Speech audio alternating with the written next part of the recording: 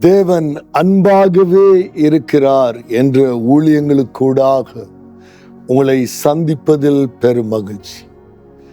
தேவ கிருபை, தேவ இரக்கம் ஒவ்வொரு தன்னுடைய படைப்புகளின் மேல் இருக்கிறது. தேவன் எங்களை தன்னை போல படைத்தார். ஆனால் சகல படைப்புகளின் மேலும் அவர் இரக்கம் வைத்திருக்கிறார். ஒவ்வொரு பறவைகள், பிராணிகளை அவர் போஷிக்கிறவர்.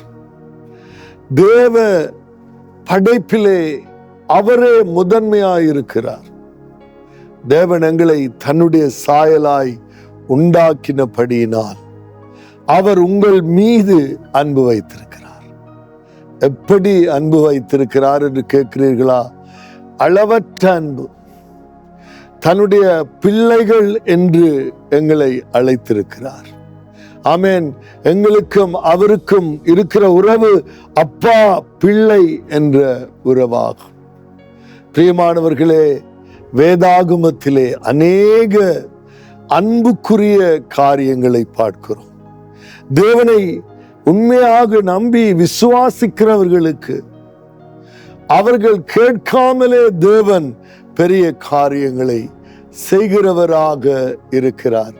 பிரியமானவர்களே, இந்த நாளிலே நாங்கள் 2 ராஜாக்கள் 4ஆம் அதிகாரத்திலே 8வது வசனத்திலிருந்து சில வார்த்தைகளை பார்க்க போகிறோம். அங்கே இஸ்ரவேல் ஒரு காலத்திலே, ஆமென், அங்கே தேவனை விட்டு பிரிந்து இருந்த காலத்தில், தேவனை தேடாமல் இருந்த காலத்தில், ஆமென், நாங்கள் பார்க்கிறோம். அங்கே துன்மார்க்கமான ராஜாக்கள் இருந்த காலத்தில் தேவன் தீர்க்கதரிசிகளை எழுப்பி தேசத்தை நியாயம் தீர்த்தார் என்று பார்க்கிறோம்.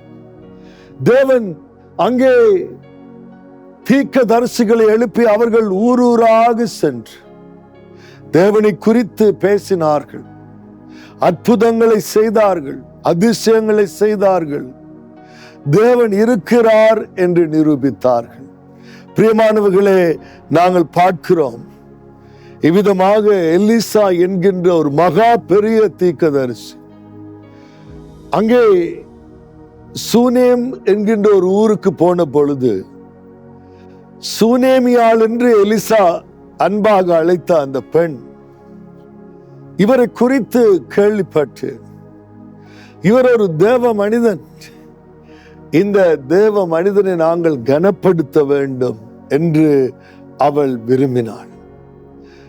இஸ்ரவேலுடைய சரித்திரத்திலே பார்க்கும் பொழுது, சூனேமியாளை குறித்து எழுதும் பொழுது, அவள் பணிவிடை செய்வதிலே, ஹாஸ்பிட்டாலிட்டியில, ஆமென், முன்பாக இருந்தாள் என்று பார்க்கிறோம். பிரியமானவர்களே, வேதாகமத்திலே வாசிக்கிறோம், நாங்கள் ஸ்ட்ரேஞ்சர்ஸை நாங்கள் அழைத்து அவர்களை கவனிக்கும் பொழுது சில வேளை தேவ தூதர்களையே தெரியாமல் நாங்கள் கவனித்து விடுகிறோமா? ஆனால் இந்த காலத்துல ஸ்ட்ரேஞ்சர்ஸ் உள்ளுக்கு விட்டா என்ன நடக்குமோ என்று எத்தனையோ மக்கள் பயந்திருக்கிற நாட்களாய் காணப்படுகிறது. ஆனால் பார்க்கிறோம், சூனேமியாள் அந்த தீர்க்கதரிசியை பார்த்த பொழுது, அவர் செய்த அன்பான காரியங்களை பார்த்த பொழுது, அவள் அங்கே அந்த சூனேமியாள் அந்த கனம் பொருந்திய ஸ்திரீ என்றால் அவளுக்கு தேவை என்று ஒன்றும் இருக்கவில்லை. அந்த பகுதியிலே அவளை எல்லாரும் கனம் பண்ணினார்கள். ஏனென்றால் அவள் ஒரு செல்வம் உடையவளாக இருந்தாள், வயல்கள் உடையவளாக இருந்தாள். அந்த காலத்திலே 2500 ஆண்டுகளுக்கு முன்பதாக இஸ்ரவேலிலே அவளுக்கு ஏராளமான மந்தைகள், ஆடுகள், கழுதைகள் இருந்திருக்க வேண்டும். ஆமென். அங்கே நாங்கள் பார்க்கிறோம், அவள் ஒரு கனம் பொருந்திய ஸ்திரீ. ஏதோ அந்த பெண் அவ்வளவாய் தேவனை நேசித்தபடியினால் அவள் என்ன செய்கிறாள் என்றால், இந்த எலிசா என்ற ஒரு பெரிய தீர்க்கதரிசி இடத்திலே, நீர் என் வீட்டுக்கு வர வேண்டும், என்னிடத்திலே போஜனம் பண்ண வேண்டும், என்று அவரை வருந்தி கேட்டு கொண்டாளாம். பாருங்கள், இந்த உலகத்திலே நாங்கள் எல்லாம் இருக்கிற வேளையிலே யாரும் இந்த கனடா தேசம் போன்ற தேசங்களிலே எங்களுக்கு எல்லாம் இருக்கிறது என்ற ஒரு பெரிய ஒரு அகங்காரத்திலே வாழ்கிறவர்களாக, தேவனை குறித்த அக்கறையற்றவர்களாக, தேவ ஊழியம் செய்ய தங்களை ஒப்பு கொடுக்காதவர்களாக, ஒரு போலியான தேவ பக்தி உடையவர்களாக வாழ்ந்து வருகிறதை நாங்கள் பார்க்கிறோம். பிரியமானவர்களே, ஊழியம் என்பது ஒரு கனம் பொருந்திய காரியமாகும். இதனாலே பாவங்கள் நிறைந்த உலகத்திலே உண்மையான பரிசுத்தமாய் வாழ வேண்டும் என்று போதிக்கிற சபைகள், போதகர்கள் கனத்துக்குரியவர்களாக இருக்கிறார். இந்த சூனேமியாள் என்கின்ற பெண் தன் கணவனை பார்த்து சொல்லுகிறார், இவர் வந்து போகும் பொழுதெல்லாம் எங்களுடைய வீட்டிலே தங்கட்டும், இவரை நாங்கள் பராமரிப்போம், இவருக்கு தேவையான வசதிகளை செய்து கொடுப்போம் என்று அவர் அந்த ஊருக்கு வரும் பொழுதெல்லாம் இந்த வீட்டிலேயே வரும்படியாக அவரும் விரும்பினார். ஏனென்றால் அவ்வளவாக அந்த பெண் அந்த ஊழியக்காரனை தேவ மனிதன் என்று அறிந்து, தேவனால் தெரிவு செய்யப்பட்ட ஒரு தீர்க்கதரிசி என்று அறிந்து, அவருக்கூடாக தேவன் எத்தனையோ அற்புதங்களை அங்கே செய்து வருகிறார் என்று கேள்விப்பட்டிருந்து அவரை அந்த நோக்கத்துக்கூடாக அல்ல, தன்னுடைய ஒரு தேவைக்காக அல்ல, அவள் அவரை கனப்படுத்த விரும்பினார். அந்த ஊழியக்காரரை அன்பு செலுத்த விரும்பினார். அவள் சொல்லுகிறாள் அந்த கணவனை பார்த்து, நாம் மெத்தையின் மேல் ஒரு சிறிய அறை வீட்டை கட்டி அதில் அவருக்கு ஒரு கட்டிலையும் மேஜையும் நாட்காலியையும் குத்து விளக்கையும் வைப்போம், அவர் நம்மிடத்தில் வரும் பொழுது அங்கே தங்கலாம் என்று அவள் சொன்னார். அந்த பெண் இவ்வளவுக்கு எதையுமே அவருக்கு செய்ய வேண்டும் என்ற தேவையில்லை. ஏனென்றால் அவள் தனக்கு ஏதோ தேவை என்று எதையுமே அவள் உணரவும் இல்லை. அவளுடைய விருப்பம் எல்லாம் தேவனை அவள் அதிகமாய் நேசித்தாள். ஆகவே அந்த தேவனுக்கு ஊழியம் செய்கிற ஊழியக்காரர்களை அவள் கனப்படுத்த வேண்டும் என்று விரும்பினாள். பிரியமானவர்களே, ஒரு எக்ஸ்டென்ட்டுக்கு போய் அவர் ஒரு தேவ பக்தியுள்ள ஒரு தீர்க்கதரிசியை தன்னுடைய வீட்டுக்கு மேலே ஒரு மாடியை கட்டி அதிலே ஒரு மெத்தையை போட்டு அதிலே ஒரு மேசையை வைத்து அதிலே ஒரு குத்துவிளக்கை வைத்து கதிரையை வைத்து அவரை பராமரிக்க வேண்டும், அவர் வந்து போகும் பொழுதெல்லாம் இங்கே தங்கட்டும், படுத்துறங்கட்டும், அவர் தன்னுடைய களைப்பை மாற்றட்டும், உணவருந்தட்டும் என்றெல்லாம் அவள் அங்கே யோசிக்கிறதை நாங்கள் பார்க்கிறோம். பிரியமானவர்களே, அவளுக்குள்ளே ஒரு தேவ அன்பு இருந்ததை நாங்கள் பார்க்கிறோம். இவ்விதமாக அவர் வந்து போகும் பொழுது அங்கே ஒரு நாள் எலிசா அழகாக தீர்க்கதரிசி, எத்தனையோ அற்புதங்களை அதிசயங்களை செய்தவர், அங்கே நாங்கள் பார்க்கிறோம். அந்த மெத்தையிலே படுத்திருக்கும் பொழுது அவருக்கு ஒரு யோசனை வருகிறது. இவ்வளவு அக்கறையோடு என்னை கவனித்துக் கொள்கிற இவளுக்கு நான் ஏதாவது செய்ய வேண்டும் என்று அவர் விரும்புகிறார். ஆகவே தன்னுடைய வேலைக்காரனாகிய கெகாசியை அழைத்து சூனேமியாலை இங்கே அழைத்து கொண்டு வா என்று சொல்லுகிறார். சூனேமியால் படி ஏறி மேலே வருகிறாள். ஏனென்றால் அங்கே அந்த மெத்தையிலே அந்த வீடு கட்டப்பட்டு இருக்கிறது. ஆனால் எலிசா அவளை பார்க்கவில்லை. ஏனென்றால் அவள் ஒரு பெண், அவளை பார்க்க கூடாது, ஒரு பரிசுத்தவான். இந்த மனிதன் கெகாசியை பார்த்து, இதோ இப்படிப்பட்ட சகல சலக்கரணையோடும் எங்களை விசாரித்து வருகிறாயே, உனக்கு நான் என்ன செய்ய வேண்டும்? உனக்கு நான் என்ன செய்ய வேண்டும்? ராஜாவினிடத்திலாவது சேனாதிபதியிடத்திலாவது உனக்காக நான் பேச வேண்டிய காரியம் உண்டோ என்று அவளை கேள் என்றான். அதற்கு அவள், என் ஜனத்தின் நடுவே நான் சுகமாய் குடியிருக்கிறேன் என்றான். இவ்வளவு காலமும் இந்த மனிதன் வருகிறார், ஆனால் அவள் போய் எனக்காக ஜெபியுங்கள் என்று எந்த ஒரு தேவைக்காகவும் அவள் கேட்கவில்லை. அவளுடைய வேலையெல்லாம் இவர் வந்தா இவருக்கு காலை சாப்பாடு, மாலை சாப்பாடு, மத்தியான சாப்பாடு. ஆமென், ஹல்லேலூயா. அவருடைய படுக்கை அறையை துப்புரவு செய்து அங்கே அவருடைய விளக்கு எரிகிறதுக்கான எண்ணெய் இருக்கிறதா என்றெல்லாம் சுத்தம் பார்த்து அவரை அன்பாக கவனிக்கிறார். பிரியமானவர்களே, இன்றைக்கு இயேசு இந்த பூமியில இருந்தால் அவரை எவ்வளவு நீங்கள் கனப்படுத்துவீர்கள்? அவரை எவ்வளவு நீங்கள் பராமரிப்பீர்கள்? அவருக்காக நீங்கள் எதையெல்லாம் செய்வீர்கள்? ஆண்டவர் இயேசு சொன்னார், ஒரு கலசம் தண்ணீரை எனக்காக ஒரு மனிதன் கொடுத்திருந்தால் அதனுடைய பலனை அவன் பெறாமல் போவதில்லை என்று ஆண்டவர் இயேசு சொன்னார். பிரியமானவர்களை, நாங்கள் பார்க்கிறோம், அங்கே அவள் அந்த மனிதனை வைத்திருந்தது எந்த ஒரு சுயநலமான நோக்கத்துக்காக அல்ல. ஆமென். ஏதாவது ஒன்றை அவரிடத்திலே பெற்றுக்கொள்ள வேண்டும் என்று அல்ல. அவரிடத்திலே ஏதாவது ஒன்றை அவள் பெற்றுக்கொண்டு வாழ வேண்டும் என்பதற்காக அல்ல. ஆமென். அவளுடைய அன்பு ஒரு நிபந்தனையற்ற அன்பாக இருந்தது. இதையும் தங்கியில்லாத ஒரு அன்பாக இருக்கிறது பார்க்கிறோம். வேதாகமத்திலே தேவனுடைய அன்புதான் அன்கண்டிஷனல் லவ் என்று நாங்கள் பார்க்கிறோம். இங்கே இந்த பெண் அங்கே போய் எலிசா கேட்கிறார், உனக்கு என்ன நான் செய்ய வேண்டும்? ராஜாவாகினுடைய இஸ்ரவேலுடைய ராஜாவிடத்தில் ஏதாவது உதவியை நான் அவனுக்கு பெற்றுத்தர வேண்டுமா?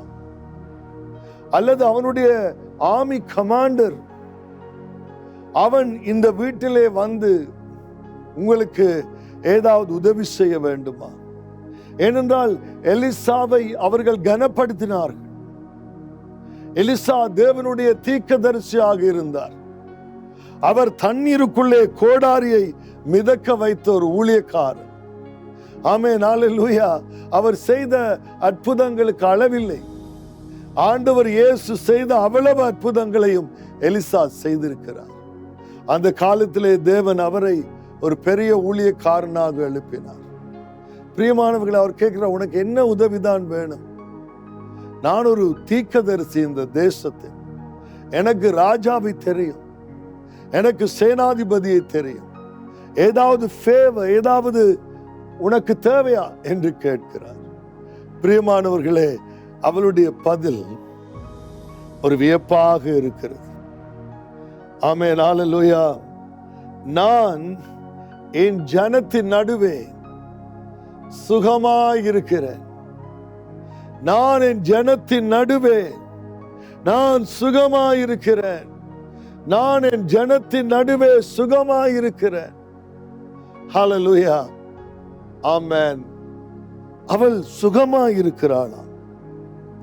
ஆகவே கெகாசியை பார்த்து எலிசா கேட்கிறான், இவளுக்கு ஒரு குறையுமே இல்லையா?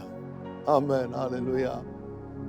இப்படிப்பட்ட தேவ பக்தி உள்ள பிள்ளைகள், திருச்சபையிலே தன்னைக்கு ஊழியம் செய்யும்படியாக ஒரு எதிர்பார்ப்பில்லாமல் ஊழியம் செய்கிற பிள்ளைகள், ஊழியக்காரர்களை அவர்கள் கேட்காமலே தேவன் செய்ய வல்லவராக இருக்கிறார். பிரியமானவர்களே, சத்துரு எந்த விதமான தடைகளை கொண்டு வந்தாலும் தேவன் அவைகளுக்கு பெரிய காரியத்தை செய்ய வல்லமை உள்ளவராக இருக்கிறார். நாங்கள் பார்க்கிறோம், கெகாசி வீட்டில் என்ன நடக்குது என்று எல்லாம் பார்த்து வச்சிருக்கிறார். கெகாசியினுடைய குணம் எலிசாவுக்கு தெரியும். ஆகவே எலிசா கேட்கிறார், என்னதான் இந்த பெண்ணுக்கு குறை இருக்கிறது என்று சொன்ன பொழுது கெகாசி அவளை பற்றி ஒரு ஃபுல் ஸ்டடியே செய்து வைத்திருக்கிறார். அவளுக்கு செய்ய வேண்டியது என்னவென்றால், கெகாசி அவன் கேட்டதுக்கு அவன் அவளுக்கு பிள்ளை இல்லை, அவள் புருஷனும் பெரிய வயதுள்ளவன் என்றான். கெகாசியினுடைய எண்ணத்திலே இவள் பிள்ளை பெறக்கூடிய வயதுள்ளவள் தான், ஆனா ஹஸ்பண்ட் கொஞ்சம் வயதுள்ளவளாக இருக்கு. இந்த பெண்ணை பார்க்கும் பொழுது தன்னிலும் பார்க்க ஒரு வயது கூடிய ஒரு மனிதனை அங்கே ரூத்தை போல திருமணம் செய்திருக்கிறார். ஆகவே கேகாசியினுடைய மனதில் எலிசாவோடு இருந்தாலும் எலிசா ஒரு பிள்ளையை கொடுப்பாரோ என்று கேகாசி யோசித்தான். ஆமென், அல்லேலூயா. அவருடைய குறை அவளுக்கு பிள்ளை இல்லை, ஆனால் அவளுக்கு அது குறையாக தெரியவில்லை. ஆமென், அவளுக்கு அது குறையாக தெரியவில்லை. இவ்வளவு பக்தியுள்ள பெண் ஆண்டவரிடத்திலே ஜெபித்திருப்பாளா இல்லையா? நிச்சயமா ஜெபித்திருப்பாள். ஆனால் அவள் தேவன் அப்படி தராவிட்டால் பரவாயில்லை, நான் சந்தோஷமாய் வாழ முடியும். தேவனிடத்திலே அன்பு வைத்தால் உலகத்திலே இல்லாதவைகளும் இருக்கிறதை போல அழைக்கிற தேவனாகிய கர்த்தர், எங்களுடைய பாவங்களை எங்களுக்கு மன்னித்த இயேசு, எங்களுடைய உள்ளத்திலே வாசம் பண்ணும்படியாய் வந்திருக்கிற இயேசுவும் இந்த காலத்திலே எங்களோடு தேவனை இணைத்திருக்கிற மகா தெய்வமாய் இருக்கிறார். கெகாசி பார்த்து சொல்லுகிறான், இவளுக்கு பிள்ளை இல்லை. அப்பொழுது எலிசா சொல்லுகிறான், இவளை அழைத்து வா என்று சொல். அழைத்து வந்த பொழுது அவன் சொல்லுகிறான், ஒரு உற்பத்தி காலத்தில் உனக்கு ஒரு குழந்தை பிறக்கும். ஆமென். அப்பொழுது சொன்னால், அவள் சொன்னால், அபத்தம் சொல்ல வேண்டாம், எனக்கு பிள்ளை வேணும் என்று நான் கேட்கவில்லை, அப்படி சொல்ல வேண்டாம் என்று சொல்லுகிறான். ஆனால் எலிசா ஆசீர்வதித்தபடியே தேவன் விரும்பியபடி அவளுக்கு ஒரு குழந்தை கிடைக்கிறது. ஆனால் இந்த முடிவு ஒரு விசித்திரமாயிருக்கிறது. இப்படியாக இந்த குழந்தை வளர்ந்து வருகிற பொழுது தகப்பனோடு ஒரு நாள் வயலுக்கு போயிருக்கும் பொழுது தலை நோகிறது என்று சொல்லி ஹெம்ராய்ட். ஆமென். அப்படியாக அவன் வந்து அவசரமாய் வீட்டுக்கு கொண்டு வந்த பொழுது அவன் மரித்து போனான். அப்பொழுது அவள் நிலை குலையவில்லை, விசுவாசத்திலே தளரவில்லை. அவள் அங்கே சேணத்தை கட்டி கர்மேல் மலைக்கு எலிசா இருந்த இடத்துக்கு அவசரமாய் போகிறதை எலிசா பார்த்து, சூனேமியால் வருகிறாளே, அவரிடத்துல என்ன என்று போய் கேள் என்று சொல்லும் பொழுது அங்கே அவள் நேரடியாக எலிசாவிடத்திலே போய் அவருடைய பாதத்திலே விழுந்து, நான் அபத்தம் சொல்ல வேண்டாம் என்று சொன்னேன் அல்லவா, நான் குழந்தையை கேட்கவில்லையே, நான் சந்தோஷமாகத்தானே வாழ்ந்தேன், எனக்கு ஒரு சந்தோஷத்தை நான் எதிர்பார்க்கவில்லை, ஆனால் தேவன் உம்முடைய ஜெபத்தை கேட்டார், எனக்கு ஒரு குழந்தையை கொடுத்தார் என்று பாரும். ஆமென், அல்லேலூயா. எலிசா திகைத்து போய் சொல்லுகிறான், எனக்கு தேவன் இதை வெளிப்படுத்தவில்லையே, தேவன் அவளுக்கு பிள்ளை இல்லை என்பதையும் வெளிப்படுத்தவில்லை. ஆமென். ஆனா அவள் தேவன்ல மகா அன்புள்ளவளாக இருந்தாள். பிரியமானவர்களே, கெகாசி இடத்திலே தடியை கொடுத்து அந்த பிள்ளைக்கு மேல் கொண்டு போய் வை என்று சொல்லி கொடுத்தான். ஆனால் அந்த பிள்ளை எழுந்திருக்கவில்லை. அந்த பிள்ளை எழுந்திருக்கவில்லை என்று நாங்கள் பார்க்கிறோம். ஆமென், அல்லேலூயா. அந்த குழந்தை செத்த பிணமாய் இருக்கிறது. எலிசா ஓடி வருகிறான். அவனுக்கு சரியான கவலை. அவள் குழந்தை என்னிடத்திலே கேட்கவில்லை, ஆனால் அதை நான் ஒரு குறையாக பார்த்து நான் ஜெபித்த ஜெபத்தை தேவன் கேட்டார். அவன் ஓடி வந்து அங்கும் இங்கும் அறைக்குள்ளே அலைந்து அந்த குழந்தை மேல் விழுந்து அழுகிறான். ஆமென். அங்கே அந்த குழந்தை மீது அவன் படுத்து கொண்டான். தேவனிடத்திலே நோக்கி கெஞ்சினான், ஆண்டவரே, இந்த குழந்தைக்கு உயிர் வேண்டும். தேவன் 7 தரம் அந்த குழந்தை தும்மி எழுந்து கொண்டது என்று பார்க்கிறோம். பிரியமானவர்களே, தேவன்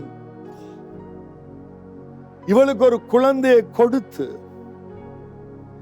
சந்ததியே இல்லாமல் போயிருக்கக்கூடிய அவமானத்தை மாற்றினார். இவள் தேவனிடத்திலே கேட்கவில்லை, தேவனிடத்திலே எதிர்பார்க்கவில்லை. ஆனால் தேவன் எல்லா ஜெபங்களையும் கேட்டிருக்கிறார். நிச்சயமாய் குழந்தை இல்லை என்று தன்னுடைய பருவத்திலே அவள் கேட்டிருப்பாள். அவள் மறந்து போனாள். நாள் கணம் பொருந்திய இந்த ஸ்திரீ தேவன் மீது வைத்திருந்த அந்த அன்பு, தேவனுக்கு எதையும் எதிர்பார்க்காமல் செய்த ஊழியத்தை, தேவன் எனக்கு இது வேண்டும், அது வேண்டும், இந்த பொருள் வேண்டும் என்று எத்தனையோ பேர் சபைகளுக்கு சென்று அழுகிறார்கள், ஜெபிக்கிறார்கள். ஆனால் தேவனுடைய ஊழியத்தை செய்ய வேண்டும் என்ற அந்த பாரம் அவர்களுக்குள்ளே இல்லை. பிரியமானவர்களே, ஆனால் தேவனோ நிச்சயமாகவே அவளுடைய நினைவுகளை, அவளுடைய தேவைகளை அறிந்திருந்தார். ஒருவேளை அந்த குடும்பத்தின் மீது ஏதோ ஒரு சாபம் இருந்திருக்கலாம். ஆனால் தேவ மனிதன் அங்கே இருந்தார். அவள் வீட்டை கட்டினதனுடைய பலன், ஒரு தேவ மனிதனுடைய அபிஷேகம், வல்லமை அந்த வீட்டுக்குள்ளே இருந்தது. அந்த வீட்டுக்குள்ளே மற்றவர்கள் பார்த்து அவமானம் என்று சொல்லக்கூடிய, கெகாசி பார்த்து ஒரு குறை என்று நினைத்த, ஊர் மக்கள் குறை என்று நினைத்த ஒரு காரியத்தை, அவள் குறை என்று நினைக்காத ஒரு காரியத்தை தேவன் அவள் கேட்காமலே அவளுக்கு செய்தார். பிரியமானவர்களே, உங்களுடைய ஜெபம் ஒரு நாளும் வீணாய் போகாது. ஆண்டவர் இயேசு உங்களை நேசிக்கிறார். அந்த காலத்திலே பாவம் நிறைந்தவர்களாக மனிதர்கள் வாழ்ந்தார்கள். இந்த காலத்திலே எங்களுடைய பாவங்களுக்காக ஆண்டவர் இயேசு மரித்ததன் நிமித்தமாக தேவன் எங்களை ஒப்புரவாக்கி இருக்கிறார் பிதாவோடு.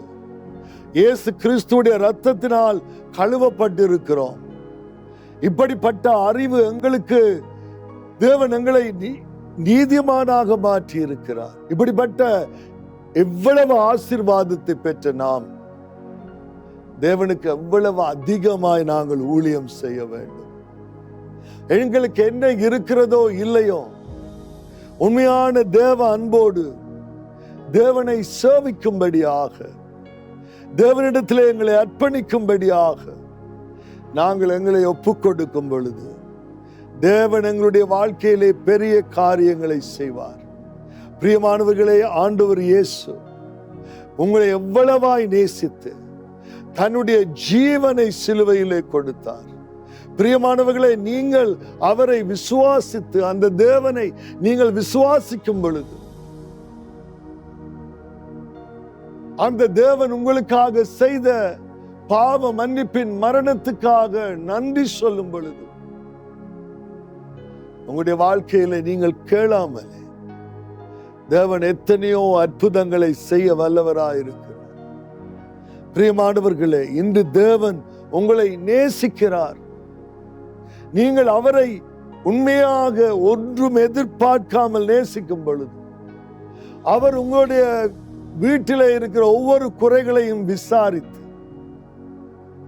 தேவ ஊழியக்காரர்களை உங்களிடத்திலே கொண்டு வந்து உங்களுக்கு உங்களுடைய வீட்டுக்குள்ளே ஒரு ஆசீர்வாதத்தை, அவருடைய ஊழியத்தை செய்யும்படியான, இவள் செய்தது தேவனுடைய ஊழியத்தை அங்கே செய்தார். தேவன் அவளை கனப்படுத்தினார். தேவன் அவளை ஆசீர்வதித்தார். நிச்சயமாகவே உங்களையும் ஆசீர்வதிக்க வல்லமை உள்ள தேவன் ஒருவர் இருக்கிறார். இதனாலே அவருக்கு நாங்கள் நன்றி சொல்வோம், அவரை துதிப்போம், அவரை கனப்படுத்துவோம், அவரை மகிமைப்படுத்துவோம். ஏனென்றால் தேவன் பெரிய வல்லமை உள்ள தேவனாயிருக்கு. God bless you. He will help you. Seek God with fervently. முழுமையான உண்மையான அன்போடு எதையும் எதிர்பார்க்காம தேவனுக்கு நாங்கள் ஊழியம் செய்யும் பொழுது தேவன் எங்களையும் எங்களுடைய வீட்டையும் எங்களுடைய சந்ததியையும் ஆசீர்வதிப்பார். God bless you all. Amen.